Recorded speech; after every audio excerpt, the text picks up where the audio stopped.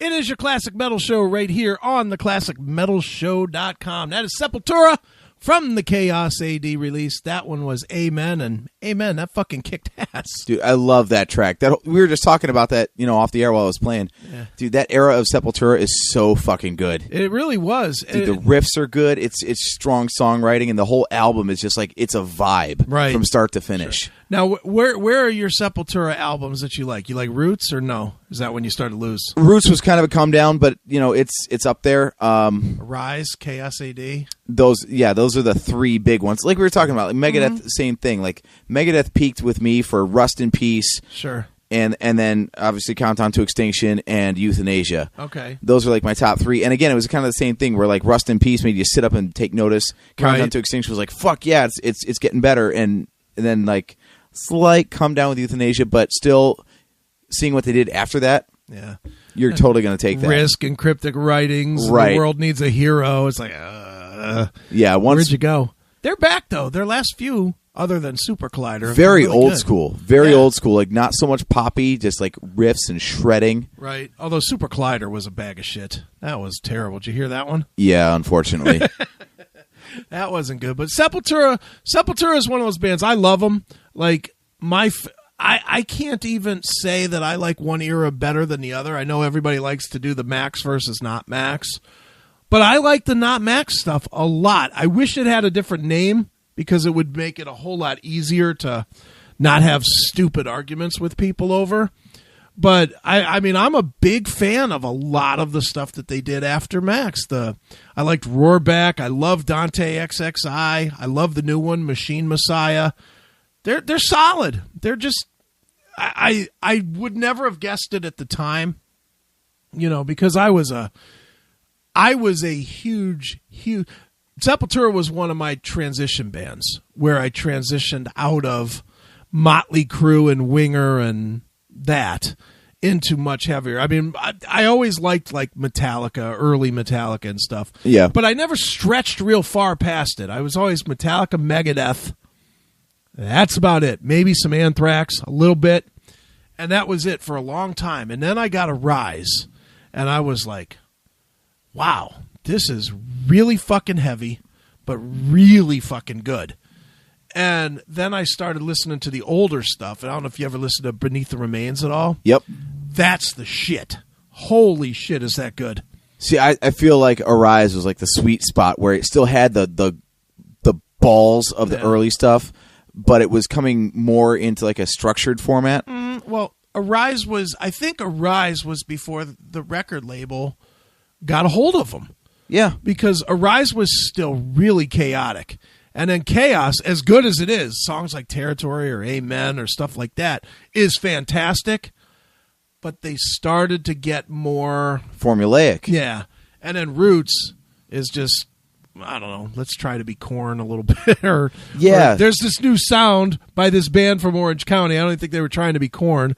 I think Max just sort of liked what Korn was doing, or some band that was, I don't even know if it's Korn, but it was some band out of that same style.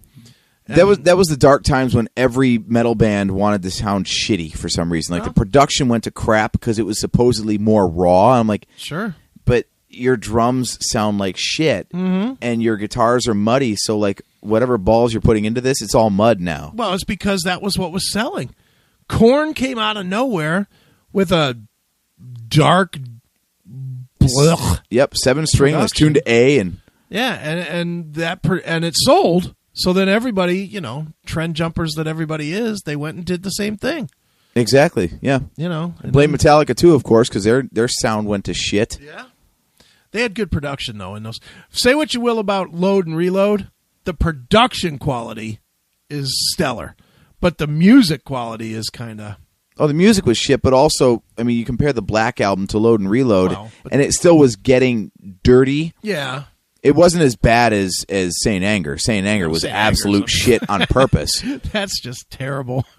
But the sound, the actual, like the way that the instruments sounded on Load and Reload was shittier than Black Album. Black Album was like pristine. Yeah. So you could hear everything going on. And then they're like, you know what? let's make it sound like grungy and garagey. Like we didn't really produce it that well because that's like polish and we want to be dirty. Yeah, well, that didn't work well. God. Although there's a couple good songs on those records. I'm always one that says I could make a good single out of those two. About a 10-song album I could probably pull. Seriously? Yeah. I mean, I like the song Bleeding Me a ton. I know it's a ballad, but I love that tune. I liked Waste My Hate. You know, that was pretty good. I was okay with The Fixer. I was okay with you know the one this is where you're going to like throw something at me. But I was okay with the one with the chick, the na na na na na. Oh, Memory Remains? Yeah, I like that song. I like that one. I hated Fuel. I still hate Fuel. Yeah. They still sometimes play it, and it's like, dude, don't waste our time with this shit. Dude, Dodge is using it in their commercials, and that brand's about to be killed. Dude, I think it's perfect. What would you rather hear them play live, though? Would you rather hear them play Fuel or Frantic or Saint Anger or one of those songs? Live, not on a record. I'm okay with Saint Anger or Frantic. Yeah. Like, those are the two redeemable songs off of that record. Well, that record is absolute shit. Oh, my God. There's a couple more. What, Some Kind of Monster? No, I don't like that one. Although they redid that with traditional Metallica production and actually and as a 4-minute song instead of a 9-minute song, and it was actually not terrible. Well, that's what I thought about most of that entire album was, you know what, if you cut these songs down by like 50% and don't make it sound like garbage, right, you might actually have something listenable. Yeah, well, I'm a Metallica honk. I'm the first one to say I can the only thing I can't find anything to listen to on is Lulu. I can't. Oh yeah, fuck that. I can't do that one. But even Saint Anger, I like the song My World a lot. And it's one you probably don't even know it because you probably never made it that far down the record. It's like track 6 or something. I've never hated myself that much. Yeah, but I listened to Saint Anger for months.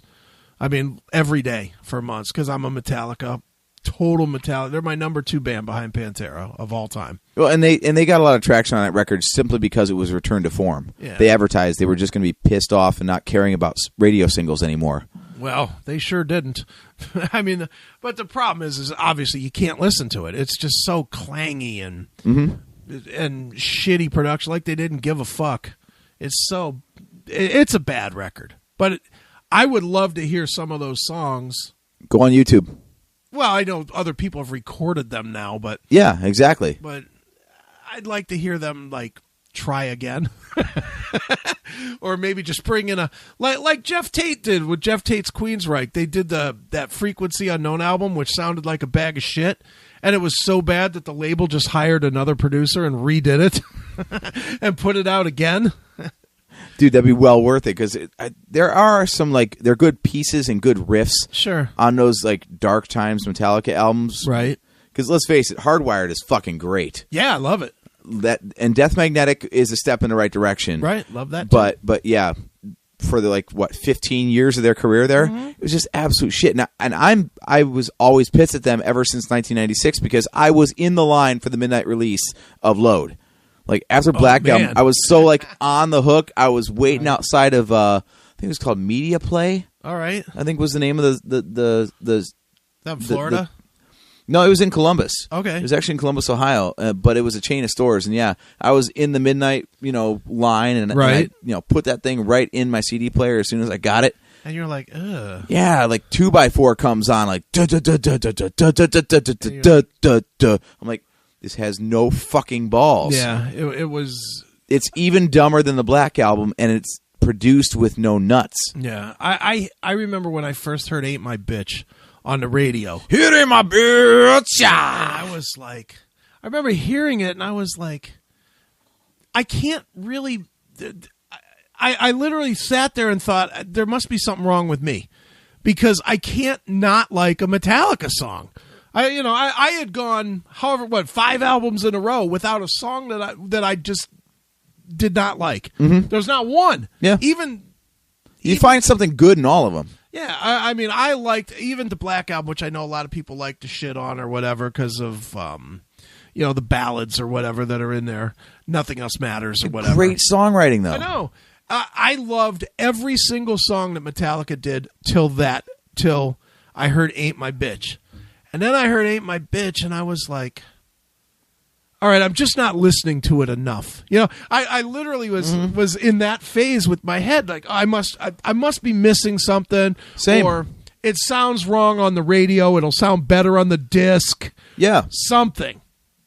And then I got that album. And the thing that people forget with that album is the whole, 4 songs in a row are bad to open the record. You got Ain't My Bitch. You got 2x4. 2x4. You've got Until It Sleeps. Yeah, that's Isn't right. that in there right at the beginning? I think that's track 4. There's track 3, and I don't know. What is track 3? I don't know. I got to Google that shit. Is it King Nothing? Or is that 5? Yeah, look that up real quick. And let's go through that. Because I remember the first few songs, I was like, man, this is just not good. Okay, so Load's track listing is Ain't My Bitch, 2x4, The House Jack Built. Which is another crap song. That's a turd sandwich right there. Until It Sleeps is number 4. King Nothing. Which is the first Which is Enter Sandman Redux. Yeah, or you know what it's closer to is Wherever I May Roam. It's that same I think riff. I think King Nothing suffers from Nickelback syndrome. I think you can play Enter Sandman right over top of it. Could be. Seriously. Okay, then Hero of the Day, which good tune. Okay. I like that tune. It's okay. Not from Metallica. Yeah, the until it picks up, it's boring. When it picks up, it's okay. Yeah, Bleeding Me. I love that song. I just love it. Again, not from Metallica though. Yeah, I love that Like song. I would have been perfectly okay, not perfectly okay, but I would have been way better with this album if it didn't say Metallica on the cover. Yeah, but even with the same people in the band, just Yeah. call it something else and be like, okay, I won't compare it to Master of Puppets then. right. That's fair. Hey, then Cure, I don't like Cure at all. Poor Twisted Me. Oh, poor twisted me. Yeah. No, Baby. I Yeah. don't like that one. Wasting My Hate. I love that. Wasting my hate on you. I like the riff on that one. Mama Said. Garbage. Yeah. Garbage. Thorn Within. Not terrible. Not awful. Ronnie. That's awful. And The Outlaw Torn. I like the Outlaw Torn. All of this shit, you know what this is? This is Metallica. Like, if Metallica is the band on stage at 10 p.m., Yeah. this album is the band on 7 stage at like 3 a.m. in a New York bar. or noon. Like, partied the fuck out. Or, yeah, just woke up. This is the Sunday brunch band. Right. All right, now pull up Reload real quick. Let's see. Because I named 4 in that list that you just said that I like. So I want to see if I can get to 10. Okay, so that's 4 out of 14 for Okay, Load, by the but way. I just want to see if I can get to 10, which would make one good album. I got 4, All right, Reload starts with Fuel. which I hate, Memory Remains. which I like, so that's 5. Devil's Dance. Which I love, so that's 6. I'm losing so much respect for you. I love Oh it. my God. No, you want to like it because it's Metallica. No, if I'm it didn't say Metallica on the No, cover, you're wrong. you would think this was shit. Dude, they played that for the first time in Cleveland. Just, I'll give you your Metallica history lesson. The first time they ever played Devil's Dance was in Cleveland. They played a coffee break concert at the Odeon. And I was there. I was a guest of Jason Newsted. I was standing on the side of the stage, and Newsted comes over, and he goes, "We're going to break out a new tune." And I was like, okay, cool. And then they broke out into it. And I was like, fuck yeah. I love that song, dude. I love the groove to that song. It's that slow, heavy. That's I like the problem. It's all slow. Well, it is. Well, I'm not saying I'm not trying. What by me saying I don't mean that this song. I mean these 2 albums. What I'm saying is I'm not saying that these are in any way comparable to Master of Puppets, and Justice, Kill 'Em All, Ride Up. They're not. As stuff I would listen to, though, I'm at 6 songs so far, 6 out of 18. Okay. I could practically drop the mic after this one. All right. Unforgiven 2. Garbage. Exactly. Garbage. You don't write sequels to songs. In fact, they shouldn't have written The Unforgiven, which that's probably the closest to something I didn't like from the first 5 albums. Dude, I think Unforgiven is great. It's an inverse song structure where the choruses are small and the verses are big. Yeah. And the riff is so simple but so huge. Yeah.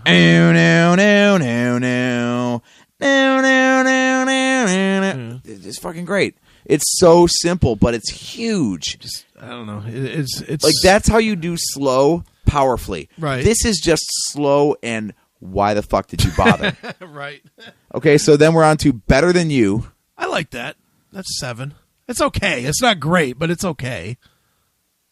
Okay, so we're basically trying to make Metallica's Use Your Illusion, is what you're saying. Yeah, well, Use Your Illusion had more than 10 good songs. Well, remember they put out Use Your Illusion, which was a compilation of the best of 1 and 2. Yeah, Use Your Illusion had more good songs than these. Okay, Slither. No, garbage. Right. Carpe Diem, baby. Garbage. Bad Seed. 'Cause I'm choking on it. Down. Yeah. Actually, a cool riff, but I don't like the song. But I will say this. Metallica was playing it all the way back when when they went on tour with Load. Yeah. Because they used to do that thing where they just kind of walked out on stage and they played that riff. That was the riff that they were playing when they walked out on stage, was to Bad Seed. So maybe I just have that because I remember that I liked that riff. Now that said, I'm not adding that song as one of my 10. We're still at 7. See, I'm trying to remember if I saw them on the Load or Reload tour, but I remember them at Quicken Loans Arena, and that was when they were doing the whole. Who opened? Because I went to all those shows. Fuck, I don't even remember, man. COC. It might have been. I think was Reload. Reload. It was. Okay, Reload. That was when they were doing the concert in the round. You know, yeah, 360 degree. And then when the regular set was over, then they had like the stage lighting like blow up. Yeah, that was Reload. And fall down, and then they like brought down the guy utility on fire. lights. Right. Yeah, exactly. Like the whole stage basically like you know, they had went the to one shit. Light, they lit the light, and then all of a sudden their sound was full blast again. Yeah. Sound was full blast, but the lights were just utility lights. Yeah. Like the yellow, you know, cage lights or whatever. Yeah. It was a cool stage presentation, and that part was good, but dude, I instantly knew that I was too fucking old to be at that show apparently because they busted out Trapped Under Ice. Right. And no one knew it. No one fucking knew it. They were turning around like there were people like right below the box I was in. And it was a friend who got. I'm never going to view a Metallica concert from box seats. No, I'm not going to sit in a loge for Metallica. But you know, it's a free ticket to Metallica, so fuck yeah, I will. Like if anyone's got Rock on the Range tickets, I'll totally go. Sure. I don't care how fancy pants they are, whatever. You know what? I'm there to see Metallica, so I don't give a fuck. Yeah. But as soon as they Trapped Under Ice started, and I was like, I know this fucking tune, and then the kids below me. At like they looked like 14 years old. Right, maybe. Sure. Like, is this a new song? Like, you fuckers. Yeah. I know. Dude, the worst part. I think this song was conceived before you were. Dude, even worse than that, I went and saw them that next summer. They played at Blossom, which that's a miserable place to see Metallica anyway. It's that Blossom. What a fucking shit show. Unless it's Jimmy Buffett, don't go to Blossom. Yeah, Blossom sucks. But Metallica's out there. And I thought it was going to be this cool night. We get there as me and Wardlaw, the Warlock. Yep. And we ended up sitting right next to Omar Vizquel and his fucking hot wife. And Omar could not have been nicer. He signed shit. He took pictures with us. He was really cool. And so he's a big Metallica fan. So we were sitting there and we're rocking as best we could to this really semi-good show. It was Metallica with Jerry Cantrell and Days of the New. It was fucking it was not a good lineup. And so Metallica's playing their shit and we're all, you know, it was what you came to expect. It was all Black Album and Load, Little Reload, whatever. All the newer shit, yeah. Yeah. So then Hetfield comes to the front of the stage and goes, all right, we're going to break out some old shit. You guys know the old shit? Everybody erupted, yeah. They fucking bring out stools and acoustic fucking guitars. Oh my God. And they sat on stools and played Fight Fire with Fire and Four Horsemen, and it was like 3 or 4 old songs, acoustic. And I was like, because that was right at the time that they were, I don't know if it was before or after, but there was that bridge school benefit thing that they did. Yeah, And it was like they were rehearsing it in front of us. And it was like, you fuckers, do that with, Until It Sleeps, or The Unforgiven or something. Dude, that was them trolling the audience before it was even a thing online. Yeah. It was so bad, and I literally, it's the only time ever I've walked out.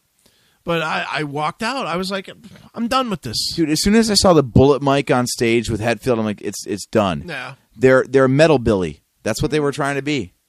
They were. All right, we're at 7. What song are we at? Okay, let's see. We stopped with Slither, Carpe Diem Baby, Bad Seed. Okay, so we're at track 9 on Reload. All right, Where the Wild Things Are. They named a fucking track after a Caldecott winner children's book. I can't even say that I know the song, so. Prince Charming at track 10. I don't like that one either. The riff was decent, at least. Yeah. I can't tell you what it was. I'm totally going out of memory here now. There are bits and pieces. That's the thing. Load and Reload, there are bits and pieces of every song that are worth listening to, but collectively as a song, they're shit. Let's hear that riff. Hold on. I'm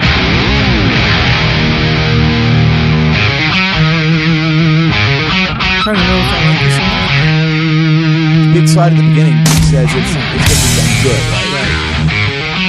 I don't hate this one.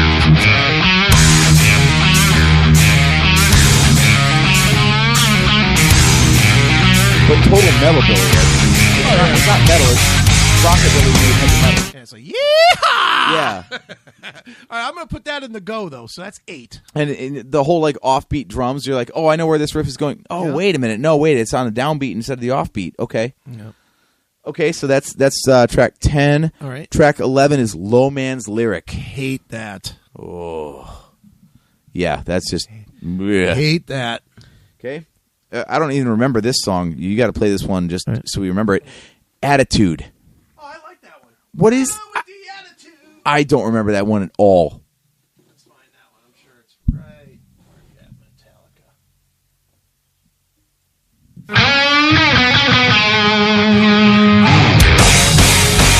Remember this one? Now that I hear it, yeah. It's still shit, but I remember it.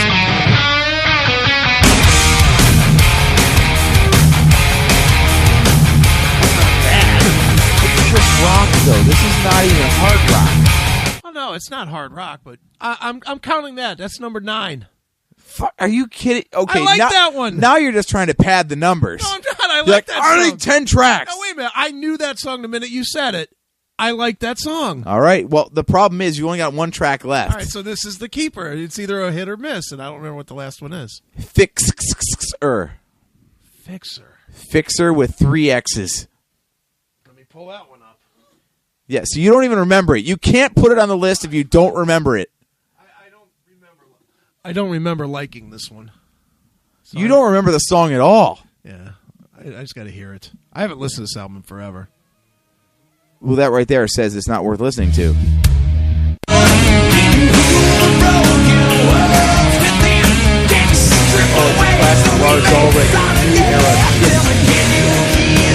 Yeah, I didn't like that one. So, damn it, I'm only at 9. I have 9 that I. There are 9 usable tracks on. Let's see. There's 13 tracks on Reload. 27 tracks. And 14 on Load. So yeah. So it's a good EP. 1 out of 3 tracks is worth kind of maybe sort of listening to. It's a solid EP. I wouldn't even call it solid. Well, no, you're following up the Black Album. Okay, yeah, Def Leppard followed Pyromania with Hysteria. Yeah, so it can be done. But then they followed Hysteria with Adrenalize. Adrenalize, yeah. Which was a real bag of shit with 1 decent song on it. Adrenalize all bad songs except for Tear It Down, the last song on the record. Right. If you can wade through 9 fucking bags of shit, you get rewarded. Yeah, that was a craptastic album, but we're talking Def Leppard compared to Metallica here. And sadly, Def Leppard and Metallica could have toured at this time together. Yeah, actually, because they were of the same heaviness at that time. That's sad all by itself. Mm-hmm. Believe me, I'm not one that's going to champion and go and say, Metallica's done everything right. I just enjoy them enough to where I could find good and bad. And I remember some shows that the drummer from Slipknot actually filled in for Lars. Joey I forget Georgeson. if like Lars was sick or whatever. Yeah, or something. But the balls came back. Like all you need is a new drummer. That's it. You don't need a new bass player, a new singer, or a new guitar player. It's just Lars killing the fucking songs. Well, but that's never going to happen. Those guys, if they know nothing else, they know their business model, and their business model is James and Lars. They're like Gene and Paul. I don't think you need Lars.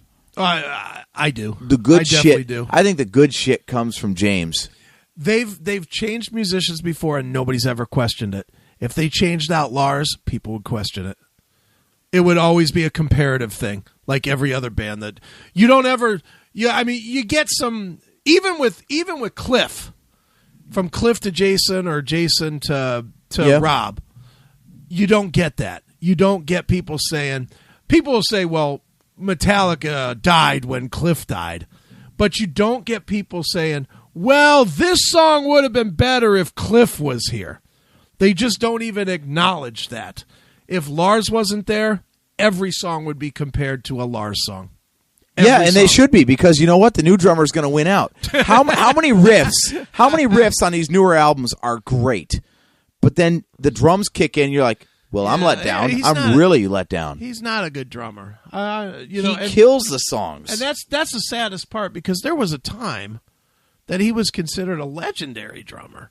He was always kind of spastic and trashy, though. Really, go back and listen. Yeah, I know, but at that time he was fast, and there was nobody else that was that fast. Right, at the time. He wasn't good. He was just fast. Yeah, I remember back in the like early Charlie 80s. Benante from Anthrax. Yeah. Okay, Charlie can thrash his ass off, and he was trashy and dirty and fast back in the day, and it's well, we started the show talking wrestling, right? Yeah, sure. The same thing. Like, you start out by just doing crazy shit that nobody older than you would attempt, because with age comes wisdom. Right.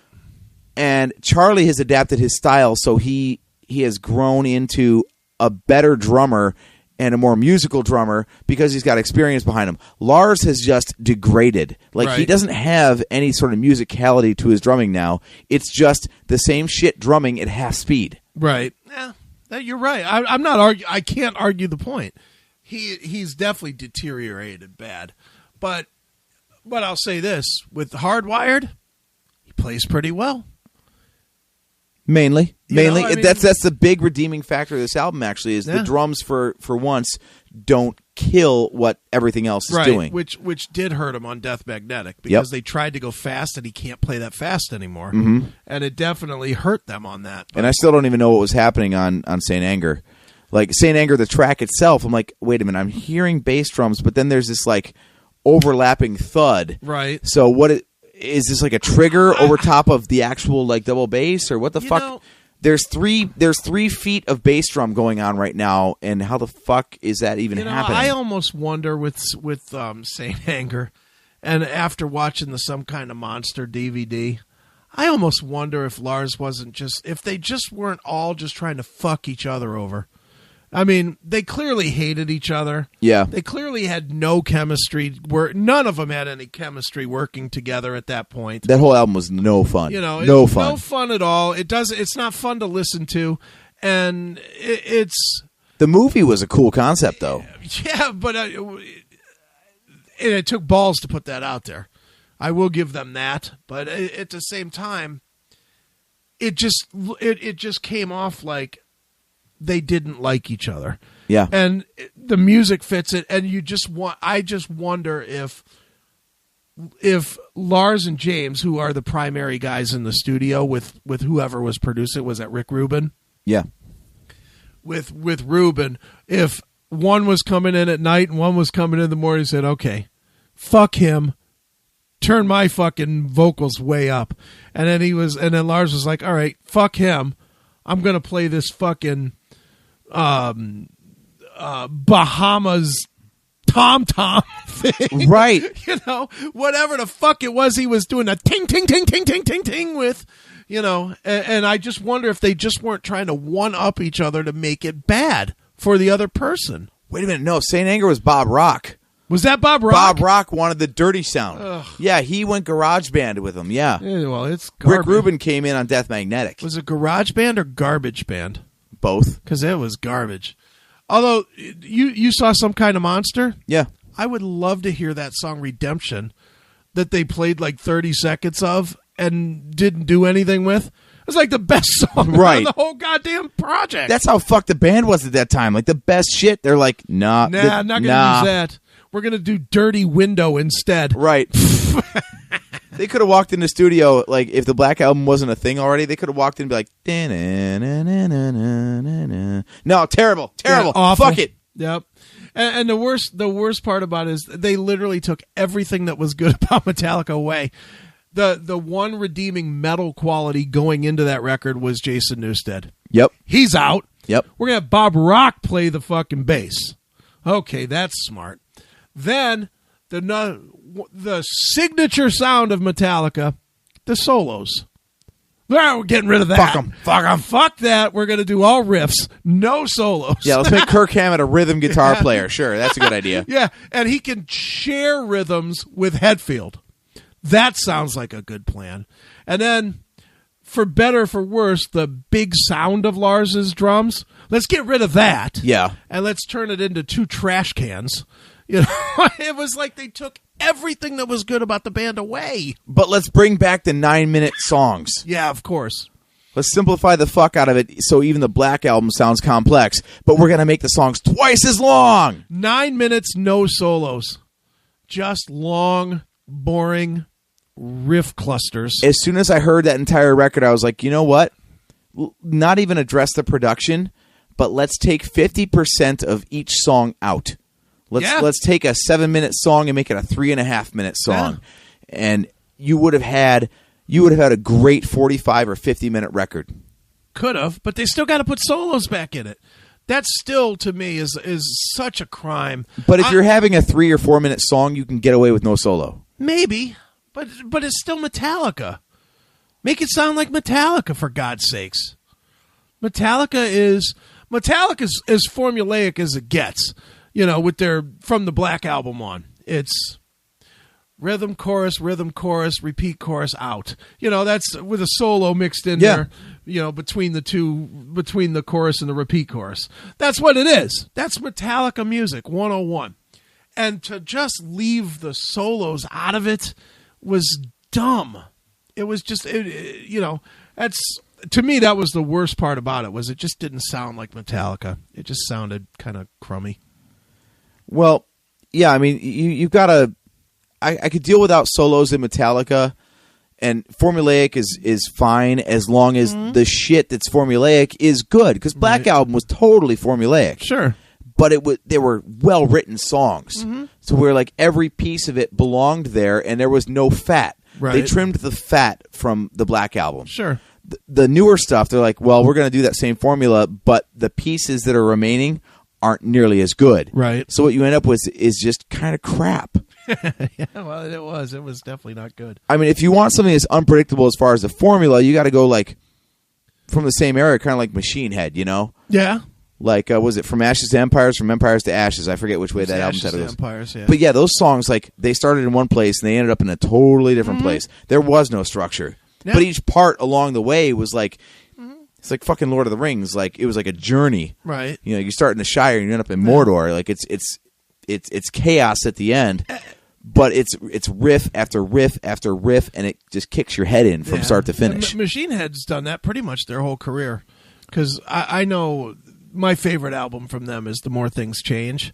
Love that shit. With Logan Mader playing fucking guitars, like some brutal stuff. But it's the same thing. They start out with you start out slow, but before you know it, it's just all chaotic insanity going on.